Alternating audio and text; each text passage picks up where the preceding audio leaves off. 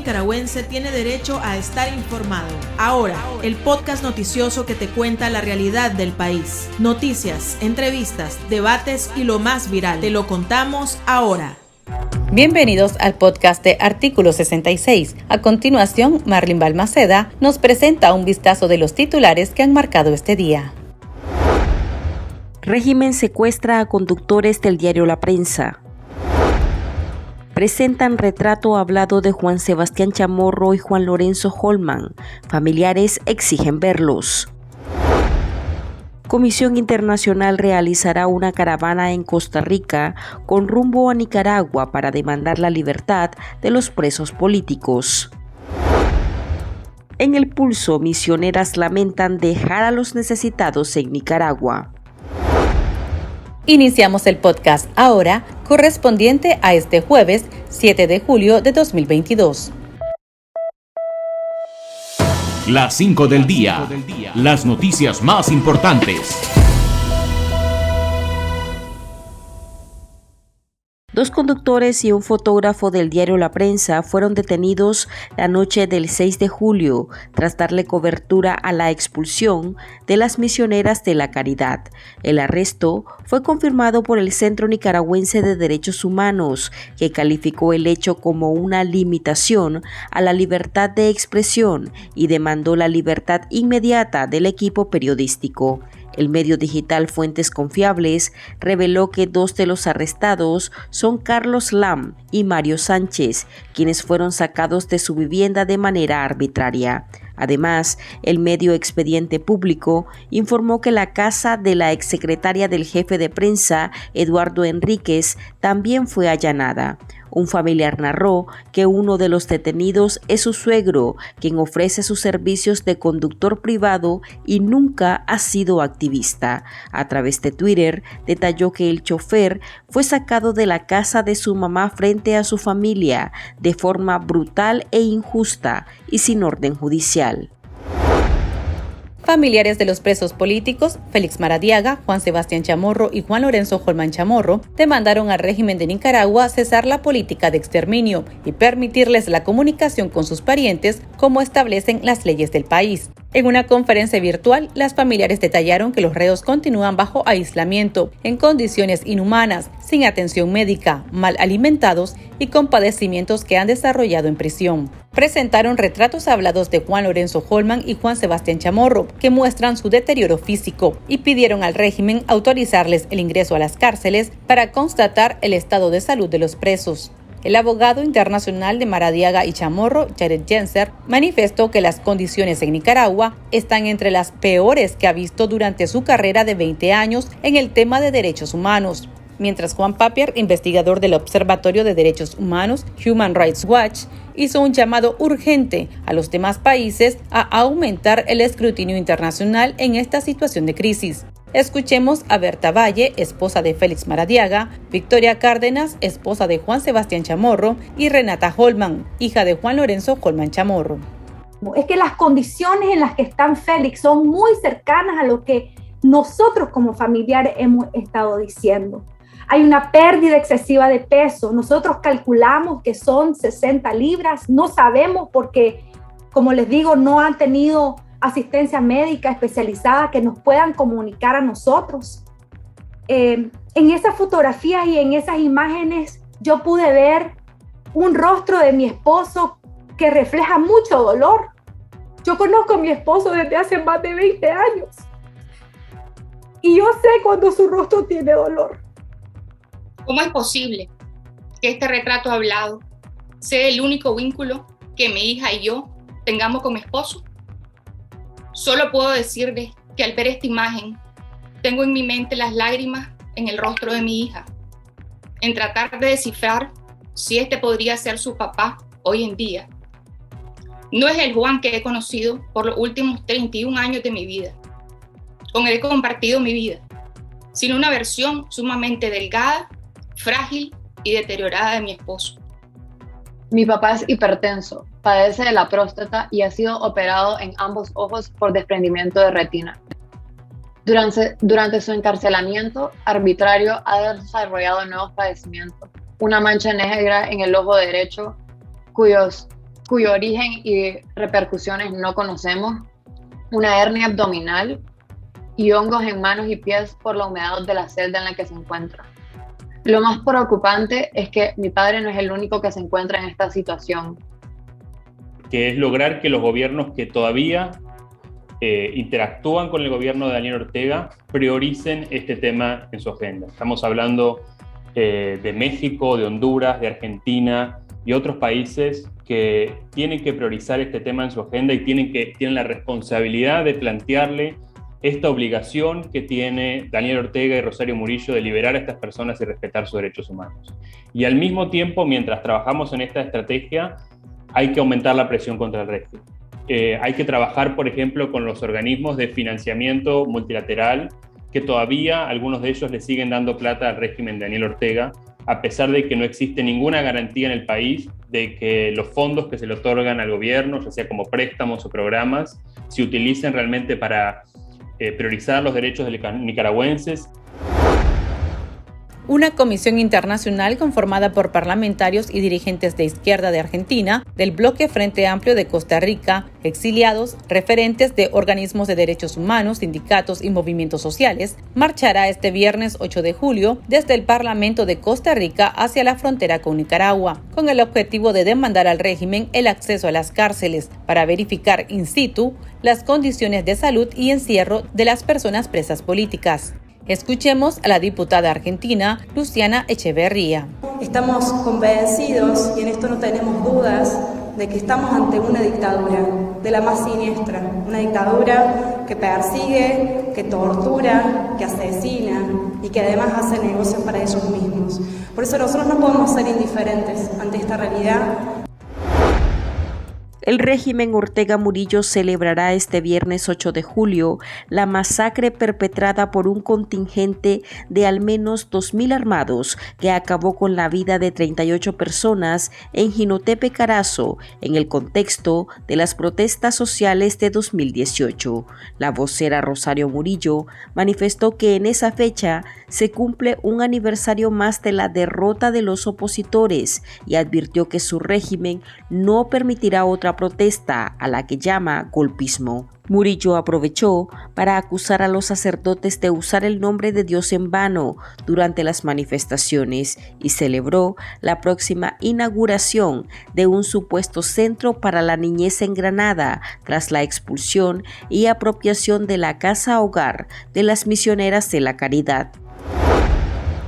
La dictadura le concedió la nacionalidad nicaragüense a la ciudadana venezolana Esther Arrue Ramírez. Según Gobernación, Arrue llegó a Nicaragua en octubre de 2017 y ha permanecido en el país de forma ininterrumpida. Está casada y posee lazos de consanguinidad con nicaragüense. En sus redes sociales, la nacionalizada se presenta como médico cirujano con especialidad en nutrición clínica.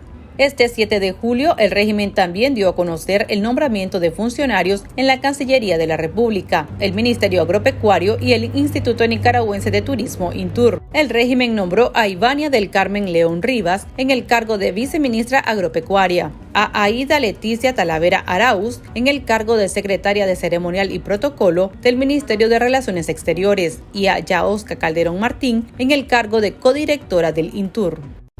8 de cada 10 personas de Nicaragua queremos vivir en libertad. Es nuestro derecho. Queremos ser felices. Demandamos respeto y cumplimiento de la Declaración Universal de los Derechos Humanos. Queremos vivir en paz, sin miseria ni opresión. Sobrevive la palabra y el camino, porque sos Nicaragua la guerrera del amor. Movimiento Autónomo de Mujeres. El Pulso. Le medimos el ritmo a la realidad.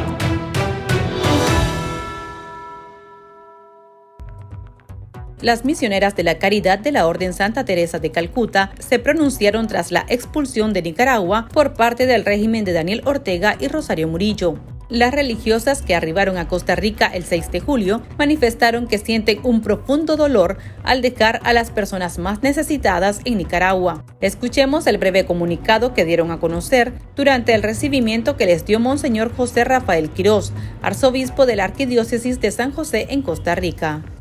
Que nuestra Madre Santa Teresa de Calcuta solía decir, lo que ustedes hacen, nosotras no lo podemos hacer. Y lo que nosotros hacemos, ustedes no lo pueden hacer. Pero todos juntos hacemos algo hermoso para Dios. Y San Pablo nos dice en su segunda carta a los Corintios, vivimos perseguidos, pero no abandonados, derribados, pero no rematados. Nosotras, las misioneras de la caridad de la Madre Teresa de Calcuta, pedimos a Dios que nos bendiga a cada una de nosotras con su amor tierno y misericordioso.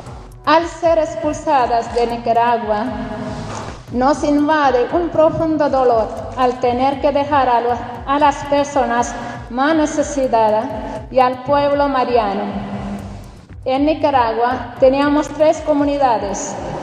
En Managua, 2 comunidades, una rama activa y la otra de la rama contemplativa, la otra en Granada. En la comunidad de Managua, nuestra actividad se desarrollaba cuidando de un hogar de adultos mayores, una guardería, un comedor para los más desfavorizados. También asistimos a los 135 familias con canastas básicas mensual y acompañamiento espiritual y catequesis, ayudando a las parroquias vecinas. Contábamos con la ayuda de los laicos misioneros de la caridad y grupos Tengo Sed, voluntarios y colaboradores. En la comunidad de Granada se atendía a los jóvenes y niñas de escasos recursos económicos y se les ayudaba en sus estudios, residiendo con nosotras. Un espacio preparado para otros niños con necesidad de reforzamiento escolar, un comedor para los más necesitados, canasta básica a las familias, catequesis e evangelización. Se ayudaba puntualmente a los que necesitaban medicinas y apoyo económico, a universitarios de escasos recursos, atención a los hermanos privados de libertad, visitas a las aldeas. Las hermanas de la rama contemplativa, cuya misión es orar y sacrificarse por la salvación de las almas y orar por la Iglesia Universal. Queremos expresar nuestro agradecimiento a todos los que nunca nos dejaron solos y fueron para nosotras la providencia divina, voluntarios, benefactores, sacerdotes que han estado siempre pendientes de nuestras necesidades espirituales y materiales, siendo para nosotras la fortaleza y apoyo en esta situación de dolor e incertidumbre. Estarán siempre presentes en nuestras oraciones y en nuestro corazón agradecido. Sabemos que nuestro espíritu estará siempre con ustedes en Nicaragua. Muchas gracias, Nicaragua, quien causa tanta alegría la concepción. Por otro lado, agradecemos de todo corazón a Costa Rica por recibirnos con tanta hospitalidad y brindarnos las ayudas necesarias con la situación que estamos atravesando. Gracias, Costa Rica, por haber sido la mano amiga en estos momentos de dolor. Hemos sentido el calor de la Iglesia y nos sentimos dichosas de pertenecer a ella. Monseñor José Rafael Quirós expresó su solidaridad con la Iglesia Católica Nicaragüense. Escuchemos sus palabras a medios de comunicación en ese país. La acogida, el recibimiento a las hermanas es manifestación del amor del Señor, ¿verdad?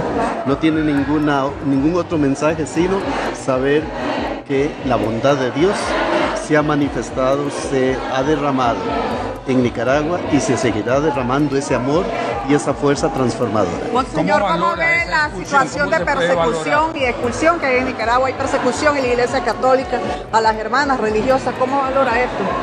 Bueno, yo creo que los hermanos obispos de Nicaragua, los sacerdotes se han manifestado con toda claridad y en ese sentido nos sentimos como hermanos que somos, cercanísimos a ellos, a la iglesia y a todos los hermanos que sufren en Nicaragua y en el mundo. ¿Causa preocupación a ustedes en el clero acá de Costa Rica esa persecución Lo feroz? que nos causa es un sentimiento, ¿verdad?, muy particular de cercanía, de amor y por supuesto que en todo momento sabemos de que el Señor no abandona a nadie.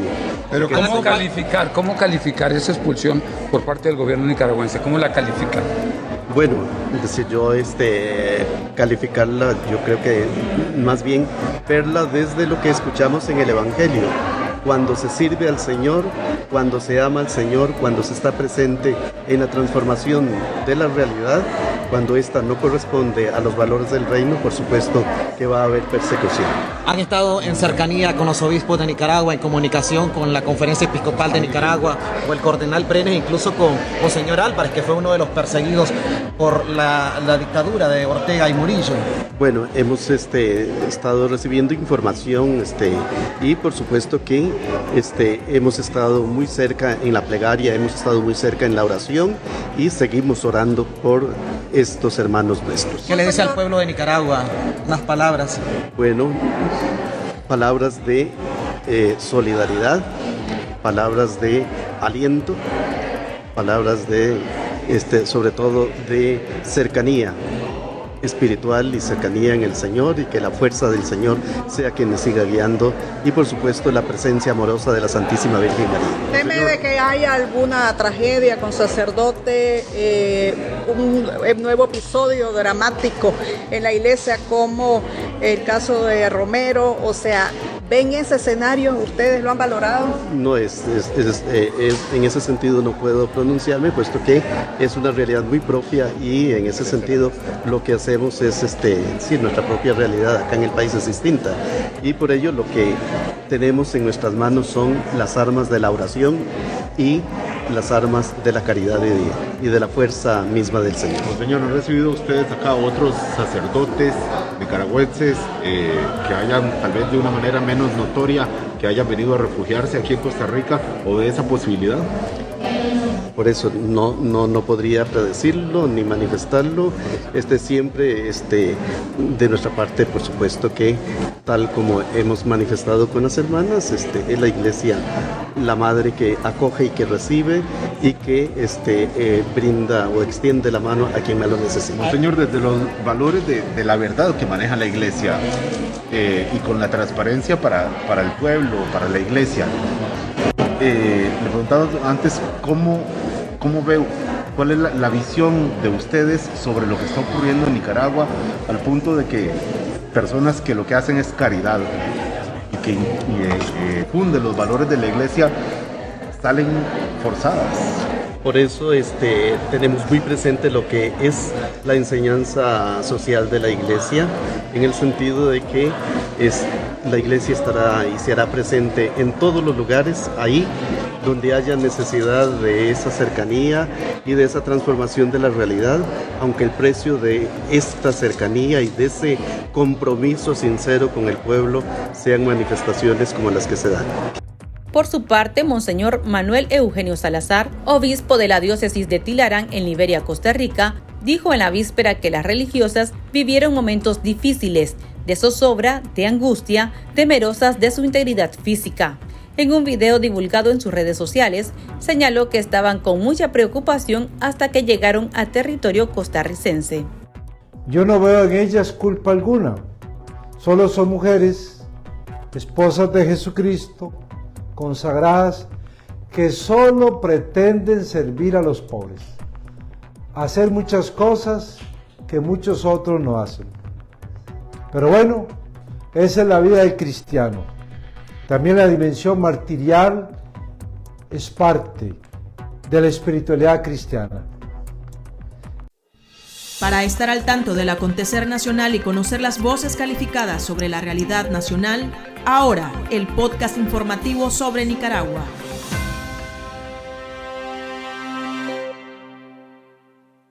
En abril el fuego está encendido en miles que han dicho nunca más. Sembraron semillas de esperanza por Nicaragua. La tierra las acurrucó y germinó con amor. Sus rostros van por las calles, entre nosotros están. La semilla se multiplicó con flores y frutos, trayendo esperanza para resistir, a pesar de la plaga y maleza que quisieron dañar la semilla. Múltiples voces susurran, libérate y desprendete de todo lo que te impide ser y volar en libertad. Que lo malo se va a acabar, que lo bueno ya va a empezar. Ya no quiero llorar de pena, solo quiero cantar azucenas, que el cielo me quiere cantar. Movimiento Autónomo de Mujeres. Sigo creyendo que lo malo acaba, que lo bueno viene, la conciencia te llama. Tendencias, la viralidad de las redes sociales. En las redes sociales se compartió la foto del jugador del Club Sport Cartaginés, Byron Bonilla, que celebró con una bandera de Nicaragua el triunfo de su equipo en el torneo de clausura 2022 de la Liga Promérica en Costa Rica. El futbolista nicaragüense, jugador del equipo costarricense, dijo a medios de ese país que la Unión de Clubes de Fútbol de Primera División UNAFUT intentó impedir que se presentara con la bandera azul y blanco. Y no me dijeron que no podía meterla, entonces le dije, vamos, si me va a multar, hágame la multa que usted quiera, pero voy a meter la bandera porque necesito llevarla. En todos lados se ve que los jugadores llevan sus banderas de sus equipos de celebración. No me dejaron ahí, yo le dije, si me va a multar, múlteme. Y la verdad no me interesa lo que vaya a pasar, hermano, para serles sincero, porque hoy somos campeones y yo soy un fiel representante de Nicaragua. Aquí termina el episodio de Ahora de Artículo 66. Continúe informándose a través de nuestro sitio web www.articulo66.com. Síganos en nuestras redes sociales. Nos encuentra en Facebook, Twitter e Instagram y suscríbase a nuestro canal de YouTube. Hasta la próxima. La información veraz y de primera mano está ahora. No te perdás el podcast noticioso que te cuenta la realidad del país. Compartí y pasa la voz.